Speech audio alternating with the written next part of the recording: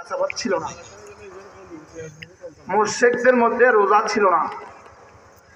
এর আগে তো রোজা ছিল, লম্বা সময় ধরে রোজার সাথে কোনো মুনাসাবাত ছিল না, যার ফলে রোজা সাহাবায়ে কেরামের কাছে কিছুটা কষ্টদায়ক ইবাদত বলে মনে হয়েছিল। এই জন্য রব্বে কারীম রোজার পুঙ্খানুপুঙ্খানু বিবরণ একসাথে কোরআনে কারীমে তুলে ধরেছেন।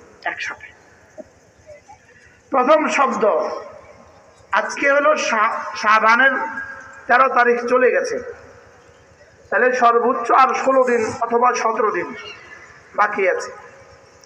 রমজানের বাকি আর কতদিন আছে? 16 দিন বা 17 দিন। যদি আজকের বাংলাদেশের সরকার ঘোষণা দেয় আগামী 16 দিন পরে দেশের প্রতিটা মানুষের সরকারি কর্মকর্তা কর্মচারীদের বেতন 70 গুণ বাড়বে, এই বিষয়টা পুরা রাষ্ট্রের জন্য কতটা সুখকর, কতটা খুশির সংবাদ হবে। লেকিন শুধু সরকারি কর্মচারীরাই খুশি হবে না, পুরো দেশ খুশি হবে, সবাই খুশি হবে যে আগামী 17 দিন পরে সকলের বেতন বাড়বে 70 গুণ।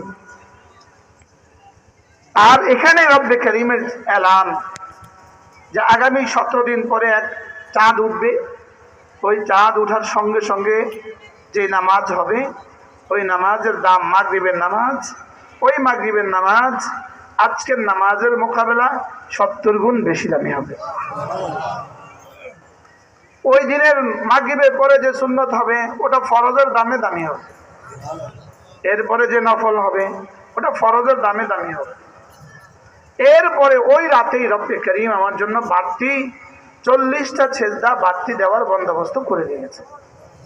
আর একটা সেজদা দুনিয়ার মধ্যে যা আছে তার চেয়েও দামি।